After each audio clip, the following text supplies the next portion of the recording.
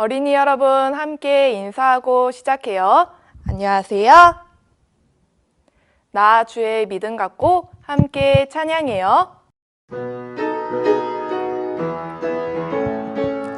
나 주의 믿음 갖고 홀로 걸어도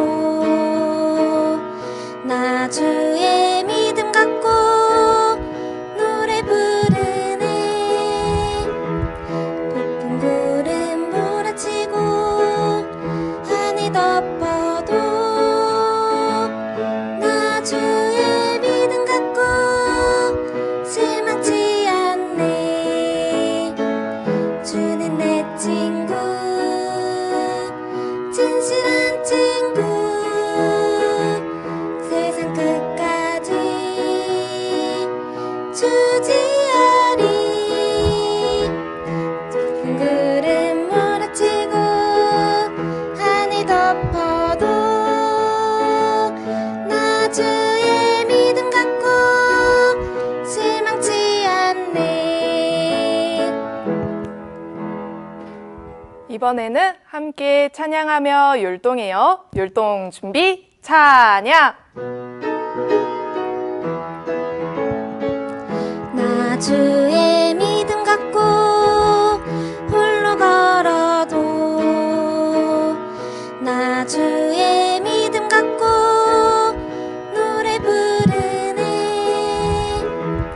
폭풍 구름 몰아치고 하늘 덮어도 나 주의 믿음 갖고 실망치 않네. 주는 내 친구, 진실한 친구, 세상 끝까지 주지하리.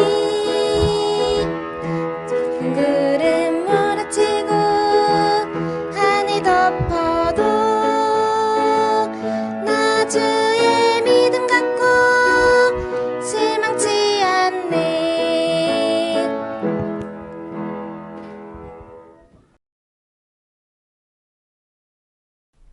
선생님과 손이에요. 예쁜 손 하리, 예쁜 손 하리. 나는 자라서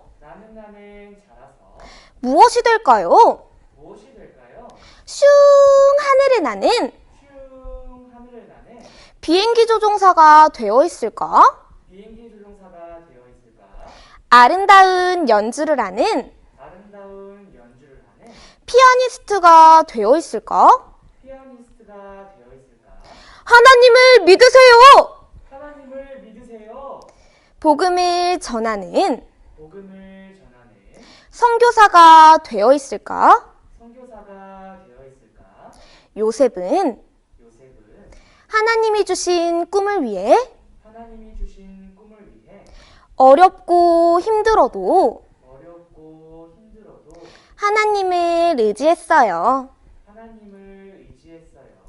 고난을 이겨낸 요셉은 총리가 되었답니다. 오늘 말씀 잘 들어봐요.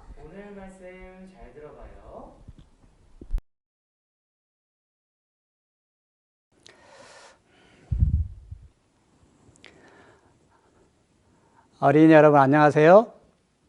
오늘은 총리가 된 요셉에 대해서 함께 성경 말씀을 배워보려고 합니다. 먼저 하나님께 기도하고 함께 공부하시겠습니다. 우리를 사랑하시는 고마우신 아버지 하나님 감사합니다. 세상에 있을 때 우리를 구원하여 주시고 하나님 알게 하여 주신 것 감사합니다. 하나님께서 약속하신 영원한 천국의 소망 가지고 살 수 있도록 하나님 도와주신 것도 감사합니다. 코로나 때문에 친구들 함께 모여서 하나님 말씀 배우지 못하지만 각자의 위치에서 말씀을 사모하고 또 교회를 위해서 기도하며 아직 구원받지 못한 친구들을 위해서 전도하는 시간들을 보낼 수 있도록 도와주시옵소서. 오늘은 총리가 된 요셉에 대해서 함께 하나님의 말씀을 배우려고 합니다. 사람의 말로 받지 아니하고 하나님의 입으로 나오는 귀한 말씀으로 배울 수 있도록 도와주시옵소서. 우리를 사랑하시는 예수님의 이름으로 감사하며 기도드립니다. 아멘. 먼저 성경 한 장 찾겠습니다. 창세기 37장. 창세기 37장 2절부터 11절까지 전도사님과 함께 읽어보시도록 하겠습니다. 37장 2절부터 11절까지입니다. 야곱의 약전이 이러하니라. 요셉이 17세 소년으로서 그 형제와 함께 양을 칠 때에 그 아비의 첩 빌하와 실바의 아들들로 더불어 함께 하였더니 그가 그들의 과실을 아비에게 고하였더라. 요셉은 노년에 얻은 아들이므로 이스라엘이 여러 아들보다 그를 깊이 사랑하여 위하여 채색옷을 지었더니 그 형들이 아비가 형제들보다 그를 사랑함을 보고 그를 미워하여 그에게 언사가 불평하였더라. 요셉이 꿈을 꾸고 자기 형들에게 고하매 그들이 그를 더욱 미워하였더라.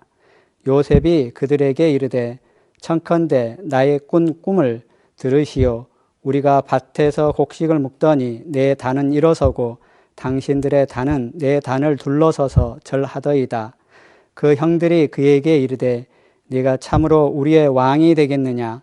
참으로 우리를 다스리게 되겠느냐 하고 그 꿈과 그 말을 인하여 그를 더욱 미워하더니 요셉이 다시 꿈을 꾸고 그 형들에게 고하여 가로되 내가 또 꿈을 꾼즉 해와 달과 11별이 내게 절하더이다 하니라.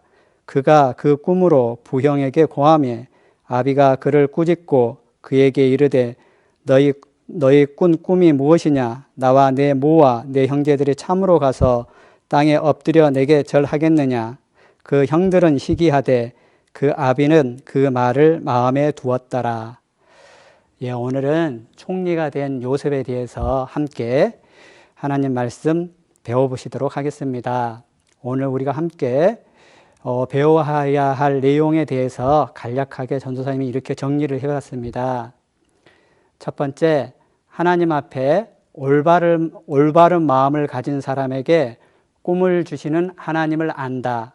두 번째, 고난 가운데 하나님을 의지함으로 복을 받게 되는 하나님의 섭리와 은혜를 안다. 하나님의 계획과 은혜를 안다. 세 번째, 교회 안에서 꿈을 생각해 보고 올바른 꿈을 갖는다. 이렇게 세 가지로 정해봤습니다. 오늘 말씀을 다 듣고 나면 이 세 가지에 대해서 나는 이렇게 배웠고 또 각오할 수 있는 그런 시간들, 정리할 수 있는 시간들이 되기를 바랍니다. 요셉은 누구인가?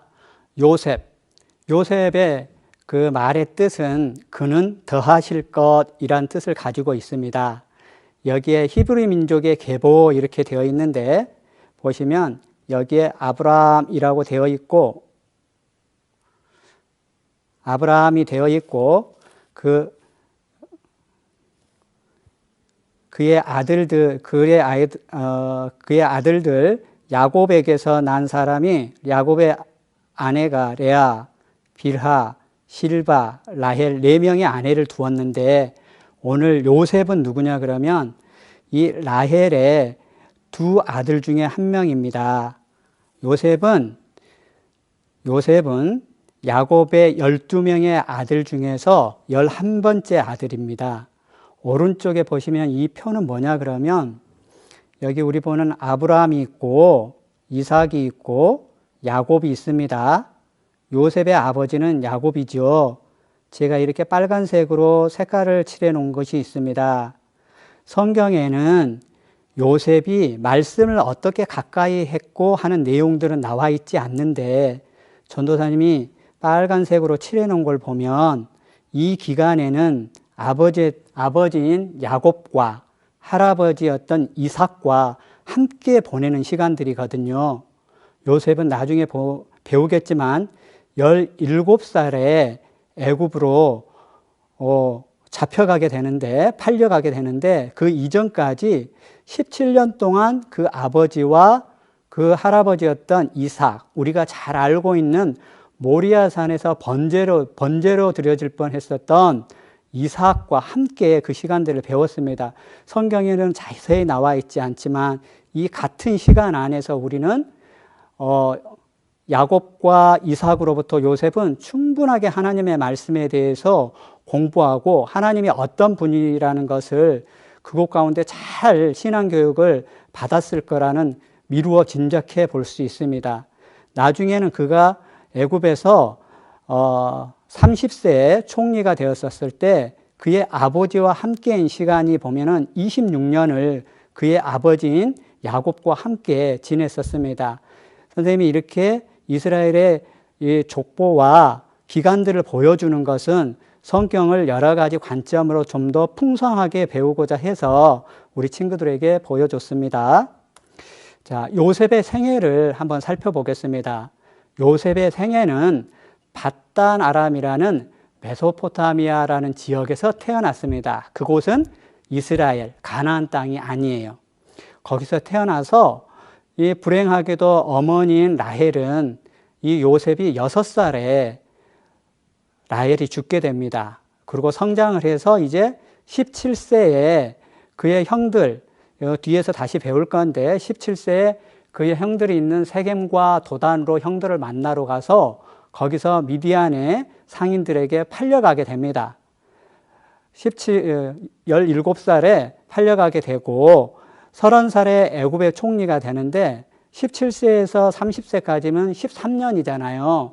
이게 우연찮게 보니까 우리가 초등학교 6학년, 중학교 6학년, 초등학교 6학년, 중학교 3년, 고등학교 3년, 그럼 12년이잖아요. 유치원까지 하게 되면 한 1년 하게 되면 13년인데 어찌됐든 그런 기간 동안에 이 애굽에 가서 그 생활을 하게 됩니다. 30세에 애굽의 총리가 되었고 39살에 이스라엘 민족들이 애굽으로 내려오게 됩니다. 56세에 그의 아버지인 야곱이 죽게 되고 요셉은 110세까지 향수를 하고 그때까지 살다가 그가 이제 죽게 됩니다. 자, 요셉의 생애는 고난의 여정이라고 보면 되겠습니다. 요셉은 처음에 이 헤브론이라는 곳에서 이 아버지가 말씀해요. 자, 그때 우리 이 요셉이나 이 사람들은 굉장히 그 족장이었기 때문에 가난한 사람들이 아니었어요. 많은 양과 가축들을 길렀던 사람이었고, 그래서 그의 요셉을 뺀 나머지 그의 형들이 세겜이라는 곳, 여기 보이시죠? 이 세겜이라는 곳에 가서 양을 치게 됩니다. 그래서 어느 날 아버지가 여기 요셉에게 그 형들이 있는 곳에 가서 그 형들이 잘 있는지 보고 오너라 라고 얘기를 해요.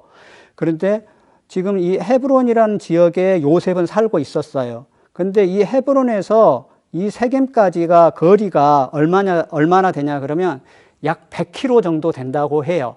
쉽게 생각하면 여기 광주에서 순천보다 더 먼 곳까지 가야지 되는 거리가 세겜이에요. 거기를 걸어서 간 거예요.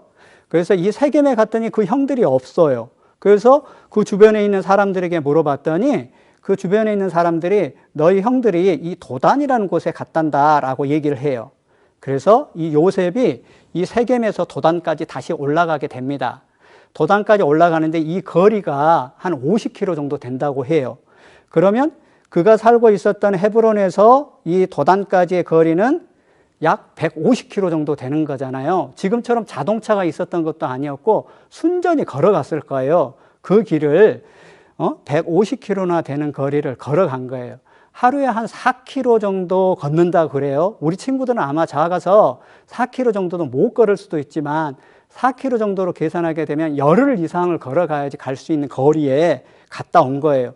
그런데 도단에서 그의 형들을 만났으면 다행인데 아무런 일이 없었으면 다행인데 그런 일들이 있어요. 도단에 갔더니 그의 형들이 이 요셉을 굉장히 미워하게 되거든요. 그래서 이 요셉을 미디안의 상인들에게 팔아버리게 돼요. 그래서 이 도단이라는 곳에서 이제 애굽으로 팔려가게 돼요. 여기 이 애굽이라는 곳은 여기 보이시죠? 애굽이라고 하는 것은 지금의 이집트를 얘기를 해요. 그러면 이 도단에서부터 여기 애굽까지의 거리는 얼마나 될까? 전 선생님이 확인해 보니까 최소한 600km 정도 된다고 해요. 여기서 광주에서 서울까지가 300km 정도 되거든요. 그 두 배 정도 되는 거리를 이렇게 팔려서 애굽까지 내려가게 된 거예요. 그때 어때 좋은 신발 신고 갔을까요? 아니에요. 그냥 아주 광야 같은 길을 정말 땀을 뻘뻘 흘리면서 그렇게 내려갔었을 거예요. 정말 그 길이 험하고 어려웠을 거예요. 그 과정에 대해서 뒤에 잠깐 한번 살펴볼 거예요. 자, 이번에는 이 요셉이 지냈던 지역이 세 군데입니다. 첫 번째는 이 아까 말씀했듯이 헤브론이란 지역, 그 다음에 세겜과 도단이란 지역, 여기 밑에 있었던 애굽이란 지역이 있는데 이 세 곳에서 일어났던 애굽에 이 요셉이 어떤 일들을 겪었는지에 대해서 잠깐 살펴보려고 해요. 이 헤브론에서는 창세기 37장 아까 2절 읽었잖아요. 거기에 보면 창세기 37장 2절에 보면 이런 말씀이 있었죠. 보면은 그가 그들의 과실을 아비에게 고하였더라. 이건 우리가 생각하듯이 이렇게 고자질을 했다는 그런 의미가 아니에요. 봐요. 처음에 서두에 전서에 말씀드렸듯이 요셉은 성경에 대해서 말씀에 대해서 굉장히 잘 알았고 고자질하는 것이 하나님 앞에 죄라는 것도 알고 있었지만 여기 성경에 기록된 그들의 과실을 아비에게 고하였더라 이 말씀은 불의를 보고 불의한 일을 보고 아버지에게 이야기를 했다라는 거예요. 자, 그리고 그곳에 갔더니 이 채색옷을 입혔어요. 이 요셉은 아주 라헬을 통해서 늦게 본 아들이에요. 그랬더니 너무 이뻐하는 거죠. 그래서 아주 좋은 옷, 채색 옷을 해서 입혔다고 해요. 그래서 그 형들은 이 아버지에게 사랑받고 있는 요셉을 질투하게 되고 미워하게 되고 불편한 언사를 보이게 되는 거예요. 불평의 말을 했다는 거예요. 37장 5절에 보면 요셉이 꿈을 꾸는 이야기를 하거든요. 곡식단에 대한 꿈, 나중에는 또 어떤 꿈들을 얘기합니까? 해와 달과 11별이 자기에게 절하는 그런 꿈에 대해서 얘기를 하는데 그 꿈을 듣고 그 형들이 그들이 그를 더욱 미워하였더라. 그곳이 지금 여기 헤브론에서 있었던 일들입니다. 그래서 여기 헤브론에서 곡식단들이 자기를 향해서 절을 한다라는 그런 꿈을 꾸었고 해와 달과 11별이 요셉에게 절하는 꿈을 꾸게 돼요. 그럼으로써 형들이 시기를 하게 되고 이제 그 요셉의 아버지가 이제 세겜에 있는 형들에게 양치는 세겜의 형들에게 올라가라 이렇게 얘기해요. 아마 이 거리가 요셉도 굉장히 먼 거리라고 생각하고 있었을 거예요. 근데 요셉은 어떤 마음으로 올라갔는지 한번 볼까요? 보세요. 뒤에 요셉이 아비에게 대답하되 내가 그리 하겠나이다. 아무런 불평불만 없었어요. 아버지가 말씀하시니까 예, 제가 가겠습니다 라고 순종해요. 이 성경에 나중에 다시 살펴볼 건데 요셉은 굉장히 그 성품이 온화하고 순종적이었던 사람으로 나옵니다. 보셔요. 그래서 이제 헤브론에서 이런 일을 겪고 나서 세겜으로 올라가요. 세겜으로 올라갔는데 세겜의 형들이 없어요. 그래서 아까 도단이라는 지역으로 올라갔다고 했잖아요. 100km를 걸어왔고 또다시 50km를 더 올라간 도단에 갔는데 그 형들이 요셉이 오는 것을 보고 그렇게 얘기를 해요. 저기 꿈꾸는 자가 오는 거다. 그런데 굉장히 미워했다 했잖아요. 그래서 그 형들이 요셉이 죽일 궁리만을 하게 되는 거예요. 이 세겜에서는 이 들에서 방황했던 얘기가 나오거든요. 얼마나 어려워요. 걸어가는 것도 어려웠는데 다 도착하고 났더니 형들이 없어서 다시 도단으로 가. 그랬는데 이 세겜에 갔더니 세겜에 도착했더니 그 형들은 요셉을 죽일 궁리만 하게 되는 거죠. 그래서 이제 구덩이에 던져지게 됩니다. 구덩이라는 것이 그 당시에는 광야 가운데 물 웅덩이와 같이 그런 곳을 파놨기 때문에 물이 안 나와요. 그 얕은 구덩이가 아니고 아주 깊은 구덩이였을 거예요. 그 구덩이에 들어가 있는 요셉의 모습을 한번 상상해 봐요. 얼마나 무서웠겠는지. 성경에는 거기는 물이 없었다라고 나와 있거든요. 정말 목이 마르고 그곳에서 밤에는 무서운 짐승의 소리가 들리고 그랬을 거예요. 공포감이 있었을 거예요. 과연 그때 요셉은 어떻게 했을까? 어떻게 했을까? 성경에는 정확하게 기록되어져 있지 않지만 그때 요셉은 그가 17살까지 배웠던 이삭과 야곱으로 배웠던 하나님께 분명히 기도했을 거예요. 자, 여기서 이제 애굽으로 내려갑니다. 애굽으로 내려가서 거기서 보디발이라는 집에 종살이를 하게 되고 그것에서 가정총무로서 일을 합니다. 그곳에 가정총무로 일을 하는데 보디발의 아내의 유혹을 받아서 죄의 유혹 가운데 넘어갈 수 있는 상황에서도 여기 요셉은 견뎌낼 수 있는 거예요. 무엇이 죄인지, 무엇이 하나님 앞에 범죄하는 것인지에 대해서 너무 잘 알고 있었던 거예요. 거기서도 성실하게 일을 하게 됩니다. 이 애굽에서 보디발의 집에서 잠깐 감옥에 갇혀 있었던 것이 아니에요. 성경에는 2년 동안이나 그 감옥에 갇혀 있었다 그러거든요. 아무런 요셉이 잘못한 것도 없지만 애매히 이렇게 오해를 받고 누명을 쓰고 2년 동안 감옥살이를 하게 되는 거죠. 그 감옥살이를 하는 동안에도 이 옥을 지키는 전옥들에게 은혜를 받아요. 전옥이라는 것은 이 옥을 관리하는 그런 관리를 얘기합니다. 보세요. 여호와께서 요셉과 함께 하시고 그에게 인자를 더하사 전옥에게 은혜를 받게 하시매. 이 전을 관리하는 여기서도 요셉의 그 품성과 어떻게 함을 보고 은혜를 받게 했다는 것이에요. 이건 전옥이 준 게 아니었고 하나님께서 하셨다라고 나와 있잖아요. 여호와께서, 주어가 여호와께서입니다. 하나님께서 그에게 은혜를 받게 해주신 거예요. 그리고 이 옥에서 만난 두 명의 술 관원장과 두 명의 관원장들에게 꿈을 또 해석하는 일이 나오거든요. 여기 보시면 창세기 한번 찾아보겠습니다. 창세기 39장 40장입니다. 40장 4절, 창세기 40장 4절. 시위대장이 요셉으로 그들에게 수종하게 하며 요셉이 그들을 섬겼더라. 그들이 갇힌 지 수일이라. 이 누가 갇혔냐 그러면 그 밑에 5절에 보면 술 맡은 자와 떡 굽는 자 두 사람의 관원이 여기 옥에 갇히게 돼요. 거기서 이제 두 명의 관원장의 꿈을 해석하게 되어지고 그 중에 술 맡은 관원장의 꿈을 해석하면서 술 맡은 관원장이 다시 관직이 복귀되어서 궁으로 가게 되었고 자기를 기억해달라는 말을 이 술 맡은 관원장은 잊어버리게 되죠. 이제 어느 시간이 지나고 나서 바로가 꿈을 꾸었고 그 바로의 꿈을 해석하는 사람이 없었을 때 술 맡은 관원장을 통해서 이제 요셉이 바로의 꿈을 해석하게 됩니다. 7 암소와 7 이사, 뭡니까? 7 암소, 말은 큰 흉년과 큰 풍년이 들 것에 대한 해석을 요셉이 하게 됩니다. 그 일로 인해서 요셉은 애굽의 총리가 되고 므낫세와 에브라임 두 아들을 낳게 됩니다.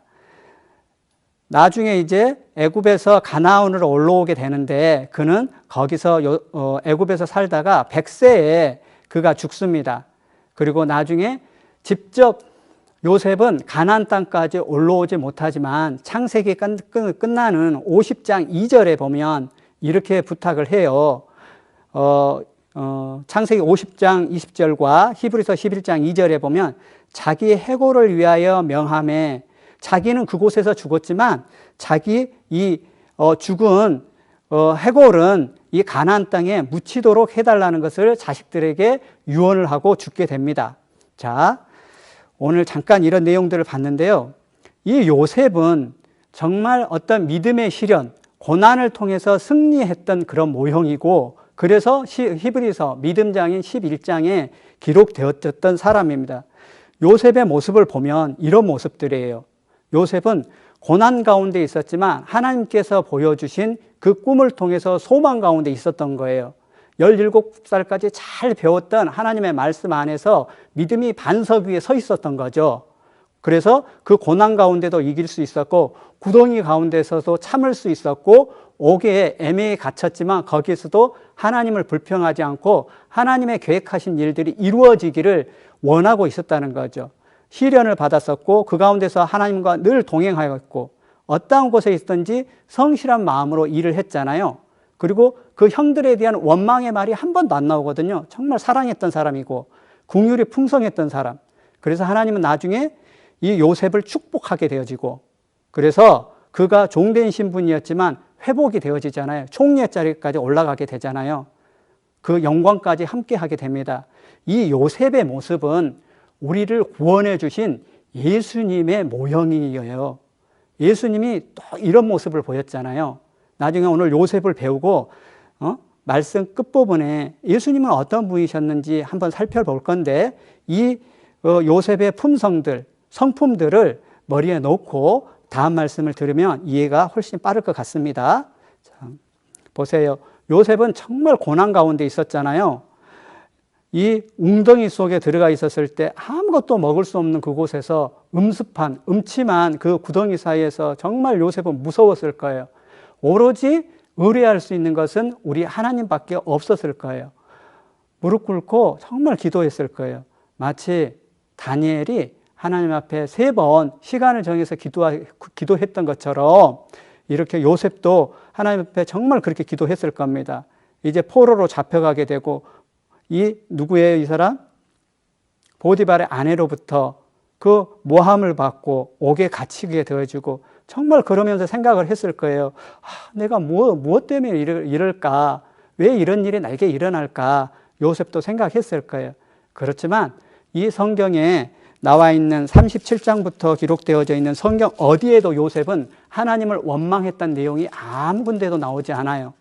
그만큼 이 요셉은 그 가운데 하나님과 함께하는 삶, 믿음 가운데 있었다는 것을 우리는 알 수 있습니다.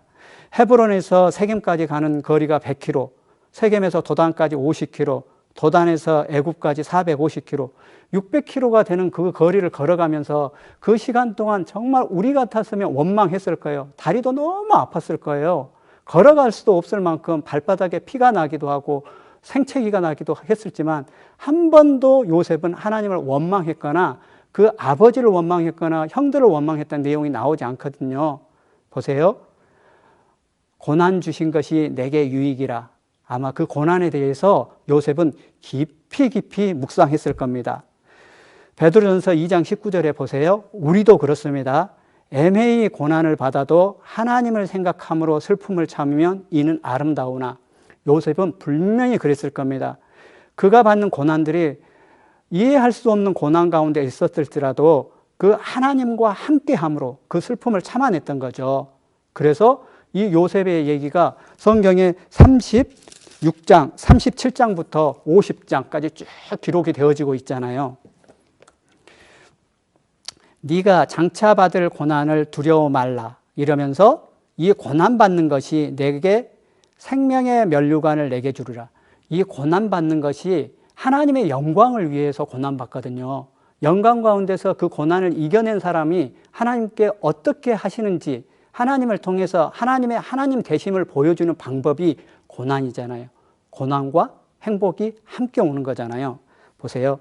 그래서 우리는 우리의 잠시 받는 환난에 경한 것이 지극히 크고 영원한 영광에 중한 것을 우리에게 이루게 함이니라고 고린도후서 4장 17절에 있습니다. 우리는 우리의 고난이 굉장히 오래 가고 그럴 거라고 생각하지만 하나님께서 그렇게 고난 주심은 본심이 아니시라 그랬거든요. 하나님께서는 우리 고난 주신 것이 아니고 고난을 통해서 우리가 성장하고 하나님에 대해서 더 의뢰하게 하는 법을 배우기 위한 하나의 광야를 통과하는 그런 과정에 우리를 두신 겁니다. 그래서 창세기 41장 므낫세와 에브라임의 그 이름의 뜻이 그런 거예요. 므낫세는 그 고통 가운데서 잊어버리게 했다라는 뜻을 가지고 있어요. 52절에 보면 그래서 에브라임은 창성케 하신 거거든요. 고난을 통과한 사람에게 하나님께서 주실 축복에 대해서 말씀해 놓고 계신 거예요. 보십시오. 그래서 그가 이 애굽에 내려갔었을 때 목동이었고 아무런 이방의 애굽의 입장에서 보면은 이방의 그런 한 보잘것없는 사람이었는데 그 사람을 누구로 합니까? 총리로서 만들어줬잖아요. 자, 요셉의 삶을 통해서 몇 가지 교훈을 받아보려고 해요. 요셉의 삶을 통한 교훈, 첫 번째, 이 요셉은 정직했던 사람이에요. 아까 처음에 얘기했듯이 그 형들의 과실을 아비에게 고했다 그랬잖아요. 정직하지 못하면 그렇지 못해요. 우리가 우리 속에 정직하지 못한 심령이 있으면 다른 사람들의 죄를 보고도 그대로 넘어가요. 우리가 하나님을 아는 친구들은 이렇게 민감해야 돼요. 분명히 잘못된 거, 불의를 보고 이야기할 수 있어야 되고 정의를 위해서 내가 손해를 보더라도 그 일을 할 수 있어야 됩니다. 또 이 요셉은 보세요. 그들의 과실을 아비에게 고했더라. 정직했기 때문에 그런 거예요. 그 다음에 창세기 37장 13절에 보면 그 양을 칠 때 세겜에 있는 100km가 떨어져 있는 그곳에 가라 하니까 이 요셉은 아무런 말 없었어요. 요셉이 아비에게 대답하되 내가 그리 하겠나이다. 순종했거든요. 요셉의 삶이. 그 다음에 요셉이 그 형들의 뒤를 따라가서 도단에서 그들을 만나니라. 여기 세겜에 가서 형들이 있는 줄 알고 갔더니 옆에 있는 사람들이 너희 형들 지금 세겜으로 올라갔어 라고 얘기하니까 아마 거기서 우리 같으면 너무 다리도 아프고 내가 할 만큼은 했다라고 생각해서 돌아올 수도 있었을 거예요. 근데 그러지 않았어요. 끝까지 그 형들의 안부를 알아오기를 원했던 아버지의 뜻을 그대로 순종했어요. 성실하게 했다는 거죠. 그리고 요셉의 마음속에는 형들을 사랑하는 마음도 있었을 거예요. 우리 형들이 잘 지낼까? 그 사랑의 마음이 있었던 거잖아요. 요셉의 성품은 이러했습니다. 두 번째, 요셉은 항상 하나님을 의지하고 하나님께 영광을 돌리는 사람이었어요. 보세요. 그 보디발의 아내가 유혹을 했었을 때 그 유혹에 넘어갈 수도 있었지만 정말 혈기가 많았던 청년 요셉, 유혹받기도 쉬웠지만 그가 어떻게 했는지 압니까? 창세기 39장 9절 내가 어찌 이 큰 악을 행하여 하나님께 득죄하리이까? 자기는 하나님 앞에 서 있는 거예요. 하나님 앞에서 내가 이 큰 일을 어떻게 제가 한단 말이에요. 큰 악을 저는 범할 수 없습니다라고 하는 마음이 항상 하나님을 앞에 모시고 살았던 사람이 이 요셉이에요. 40장 8절에 보세요. 이 꿈을 해석하는 것을 가지고 이게 칭찬을 해요, 요셉이. 근데 우리 같으면 내가 칭찬받는 제가 했어요 라는 그런 교만한 마음이나 자만한 마음들이 올라왔을 건데 요셉은 어떻게 얘기해요? 40장 8절이 요셉이 그들에게 이르되 해석은 하나님께 있지 아니하니까 하나님께서 해주신 겁니다 라면서 먼저 하나님께 영광을 돌리는 거예요. 하나님의 영광을 가로채지 않았다라는 거예요. 보세요. 창세기 41장 16절에 가로되 이는 내게 있는 것이 아니라 하나님이 바로에게 평안한 대답을 하시리다. 바로의 꿈을 해석할 때 그가 물어보는 거예요. 이 바로가 요셉 고마워 하면서 요셉을 막 추앙을 해줬을 거잖아요. 근데 요셉은 어깨춤이 올라가지 않았어요. 겸손했거든요. 하나님께서 가로되 이는 내게 있는 것이 내가 한 것이 아니고 우리 하나님께서 해주신 겁니다 라고 바로에게 고합니다. 그 다음에 41장 25절에 하나님이 그 하실 일을 바로에게 보이심이라. 모든 것이 하나님을 앞세우는 거예요. 모든 일의 중심에 하나님이 중심에 있었다는 거죠. 항상 하나님을 의지하고 하나님께 영광 돌리는 일을 요셉은 기쁨으로 그 일을 했다는 겁니다. 세 번째, 요셉은 변치 않는 믿음과 변치 않는 소망을 가졌던 사람입니다. 어떤 믿음을 가졌냐 그러면 그가 밭에서 곡식단으로 꿈을 보여줬었을 때 그 꿈을 요셉은 알고 있었을 겁니다. 하나님께서 계속 기억하고 있었을 겁니다. 우리는 어떤 꿈을 꾸었을 때 잊어버리지만 요셉은 그 일이 하나님께서 주신 꿈이라는 것을 마음에 계속 두고 그 꿈의 내용을 묵상하고 하나님께 물었을 거예요. 그래서 소망이 있었던 거예요. 그래서 나중에 어때요? 애굽으로 찾아왔던 그 형들이 이 요셉에게 절하게 되잖아요. 그 꿈의 내용이 그대로 이루어지게 되잖아요.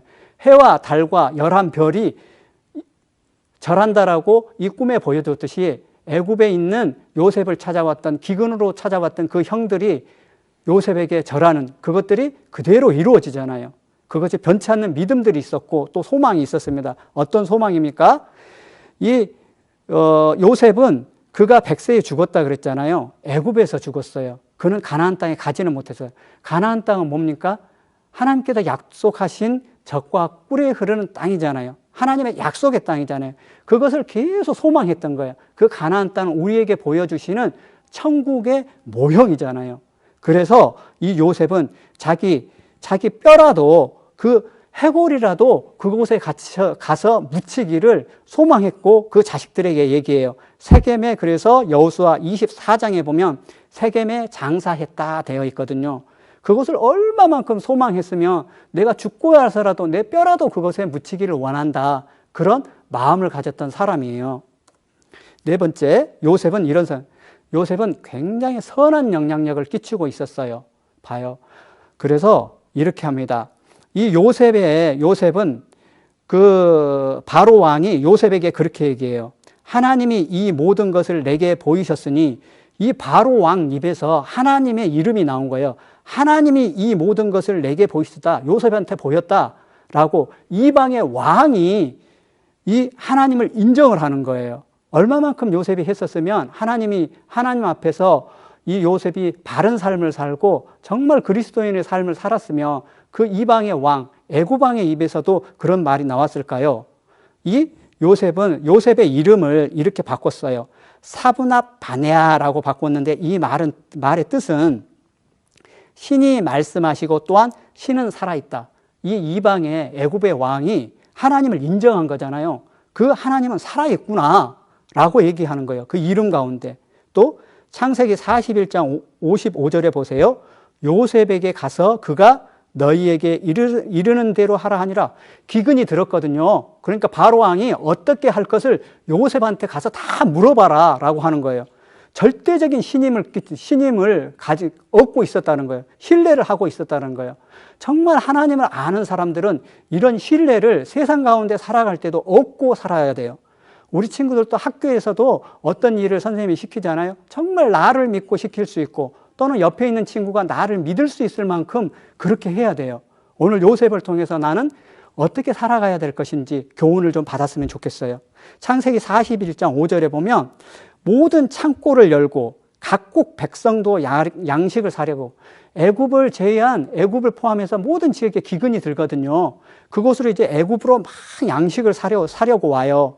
그러면서 각국 백성도 양식을 사려고. 요건 어떻게 생각해 보면 그렇잖아요. 우리 시대에 정말 구원받기를 원하는 영혼들, 정말 영적인 어떤 목마름에 있는 사람들이 이 말씀을 찾는 모습하고 어쩌면 좀 비슷한 것 같아요. 그잖아요. 처음에 우리가 요셉이 세겜과 도단의 형 만나러 갔었을 때 형을 죽이려고 했었잖아요. 그 모습도 우리 예수님의 모습이 보이지 않아요? 보세요. 예수님도 이 땅에 오셨었을 때 우리를 구원하시려고 왔었을 때 유대인들은 어떻게 했어요? 예수님을 십자가에 죽이셨잖아요. 그 모습이 연상이 되는데 보세요. 여기도 이 영적 구원 얻을 말씀을 찾으려고 오는 모습하고 똑같은 것 같아요. 이 구원 얻을 말씀을 찾는 그 사람들, 아주 구원받지 못한 사람들에게 우리는 이 선한 영향력을 끼쳐야 됩니다. 자, 5번째입니다. 이 요셉은요, 처음에 가정총무로서의 하나님께 축복을 받았잖아요. 그것도 영광이었잖아요. 근데 나중에는 애굽의 총무가 되었거든요. 이 더 큰 영광과 축복 앞에서 하나님께 더욱 감사함으로 살았던 사람이 요셉이잖아요. 자, 올바른 꿈을 가진 사람은 오늘 요셉을 통해서 이 꿈에 대해서 제가 쭉 생각해 봤어요. 올바른 꿈을 가진 사람은 꿈을 위한 올바른 삶을 살아갑니다. 요셉이 하나님 앞에서 정말 고난 가운데 있었지만 하나님께서 역사하시고 하나님께서 이루어 주실 것, 언젠가는 또 회복시켜 주실 것에 대해서 요셉은 그 꿈이 있었던 거예요. 우리도 올바른 꿈을 가진 사람은 꿈을 위해서 올바른 삶을 살아가야 됩니다.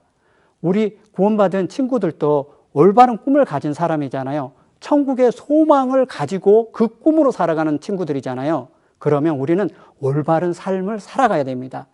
올바른 꿈을 가진 사람은 현재 어려움도 견딜 수 있어야 돼요. 코로나 때문에 정말 어려워요. 그렇지만 여러 가지 내가 죄를 지을 수 있는 환경에 있고 또 하나님의 마음을 아프게 하는 일들 있잖아요. 말씀을 멀리하거나 기도를 하지 않거나 주님 안에서 해야 되는 일들을 못하는 것들이 있잖아요. 그 어려움도 견뎌내야 돼요. 현재 어려움들을 견디고 하나님 앞에서, 중요한 것은 하나님 앞에서 정직하고 성실하게 해야 된다는 거예요. 요셉이 얼마나 정직했습니까? 어느 상황에 있으더라도 그가 해야 할 일을 성실하게 했어요. 우리는 그래야 돼요. 보세요. 그래서 지금의 일을 잘 해나가는 사람이 올바른 꿈을 가진 사람입니다. 우리가 하나님 앞에서 이런 올바른 꿈을 꾸었으면 좋겠어요. 우리는 구원받았고 이 말씀을 듣고 있는 우리 친구들 중에는 아직 구원의 확증을 못한 친구들도 있어요. 그렇지만 반드시 이렇게 해야 될 것 같아요.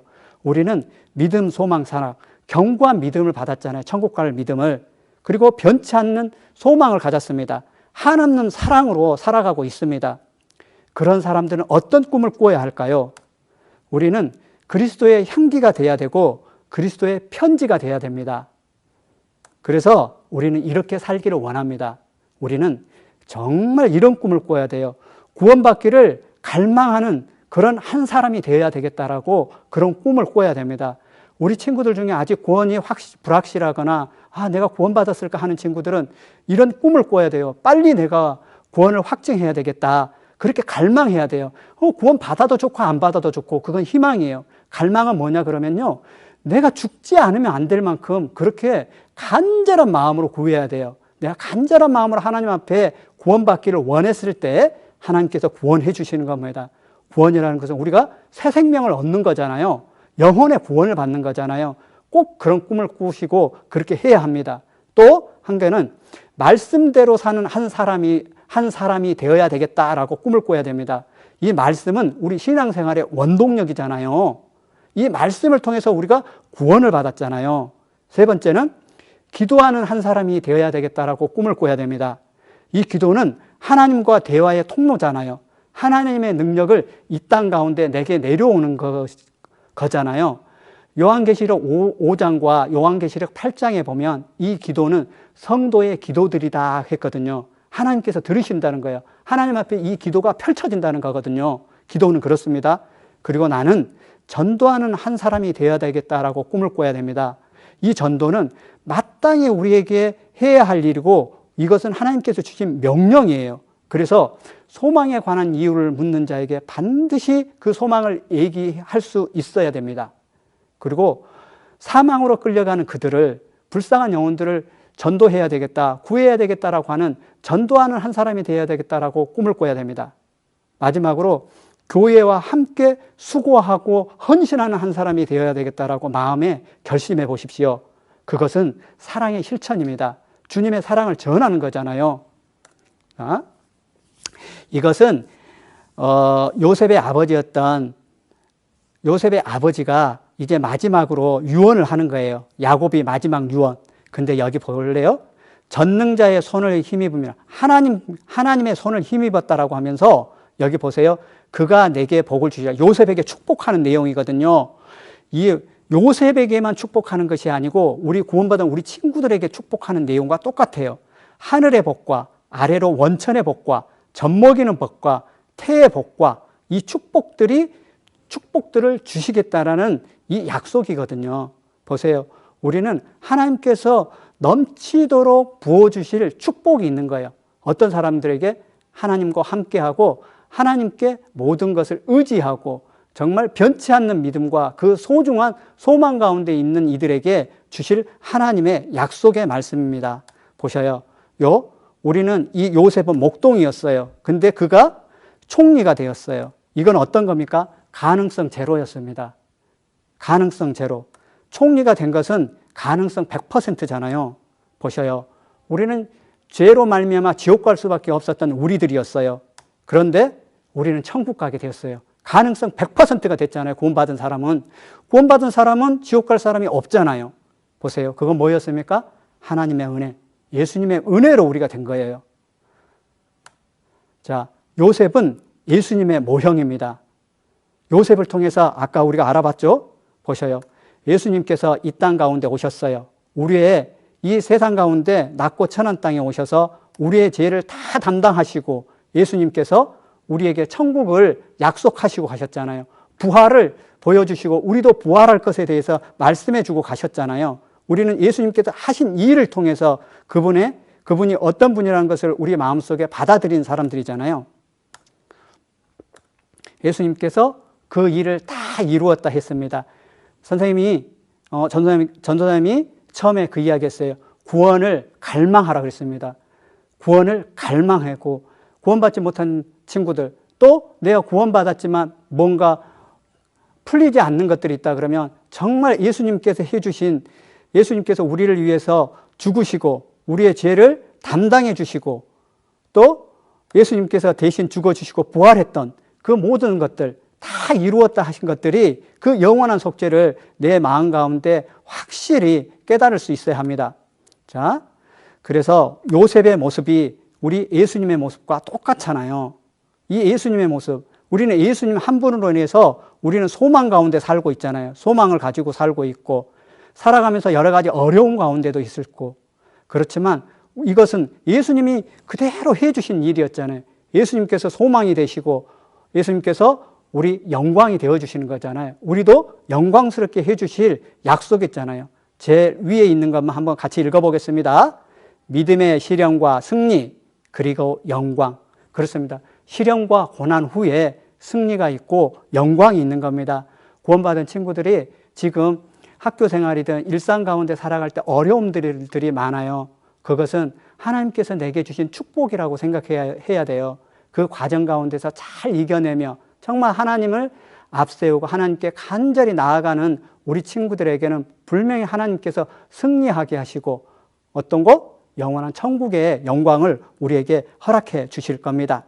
창세기 50장 20절 말씀 마지막으로 읽고 마치도록 하겠습니다. 당신들은 나를 해하려 하였으나 하나님은 그것을 선으로 바꾸사 오늘과 같이 만민의 생명을 구원하게 하셨나니. 그렇습니다. 예수님께서 우리를 구원해 주신 것은 아직 구원받지 못한 불쌍한 영혼들, 그 생명을 구원하게 해주시기 위한 겁니다. 한 사람의 생명을 전도하는데, 한 사람의 생명을 살려내는 것에 어찌 그 일이 쉽겠습니까? 어렵습니다. 어렵습니다. 구원받지 못한 친구들은 우리를 때로는 힘든 상황에 몰아넣기도 하고 또 애매히 고난 가운데 있게 할 때도 있지만, 그렇지만 하나님은 그 모든 것을 선으로 바꾸어 주시겠다라고 약속해 놓으셨잖아요. 하나님의 말씀은 약속이며 성취입니다. 하나님 앞에 정말 그 신실하신 하나님, 약속을 변개하지 않는 하나님 앞에서 요셉의 고난과 그 영광을 다시 한번 새기면서 우리가 하루하루를 살아갈 수 있었으면 좋겠습니다. 보십시오. 그리스도인은 어떤 상황에서도 그리스도임을 포기해서는 안 됩니다. 어떤 상황에서도 그리스도인의 향기를 나타내는 사람이어야 됩니다. 그리스도인은 자신의 맡은 일에 충실해야 하고 최선을 다하고 성실하게 그 일을 해야 하는 사람들입니다. 시련이란 것은 항상 영광과 승리 앞에 오게 되는 과정이라는 것을 생각해야 돼요. 고난 없이 영광과 승리가 없습니다. 고난 없이 기쁨이 있을 수 없습니다. 고난은 우리를 지키는 어쩜 갑옷일 수 있습니다. 기도하고 마치겠습니다. 하나님 감사합니다. 오늘 총리가 된 요셉을 통해서 하나님의 마음을 생각해 보는 그런 시간들이 되었습니다. 우리가 받는 고난 앞에서 때로는 이해할 수 없을 때도 있고 원망의 마음들이 올라올 때도 있지만 하나님께서 계획하시고 우리에게 좋은 것으로 주시고자 하는 하나님의 뜻인 것을 오늘 말씀을 통해서 다시 한번 생각해 보게 되었습니다. 모든 것들 가운데 하나님이 선으로 갚아주실 것을 믿습니다. 그리하여 영혼을 전도할 때 어려움들 일들이 있더라도 그 생명을 구원하는 일에 우리가 마음을 다할 수 있도록 도와주시옵소서. 여러 가지 코로나로 인해서 우리 친구들 어려운 상황들에 있지만 그 믿음을 견고히 지키고 소망의 인내로 살아갈 수 있도록 도와주시옵소서. 우리를 사랑하시는 예수님의 이름으로 감사하며 기도드립니다. 아멘.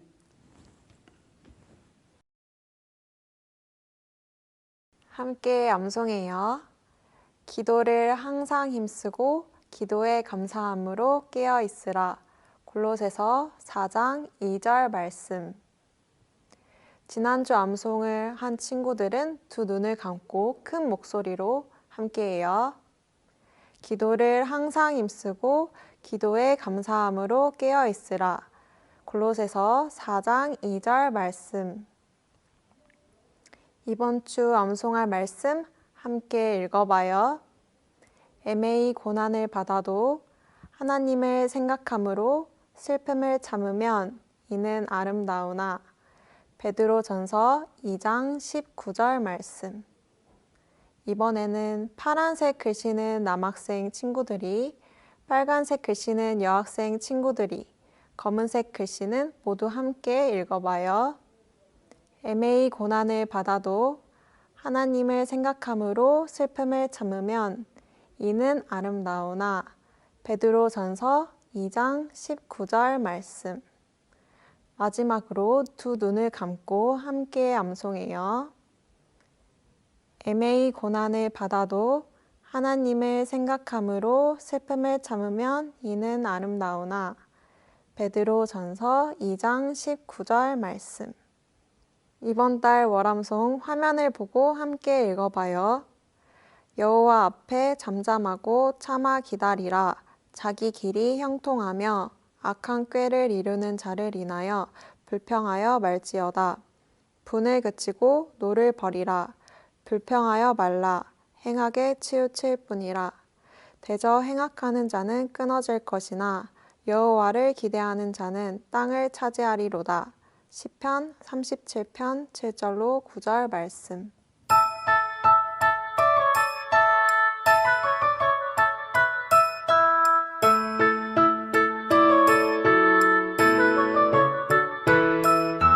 산 위에서 세상 모르고 배만 만드는 노아, 당신 참 바보 같군요. 당신 정말 바보 같군요.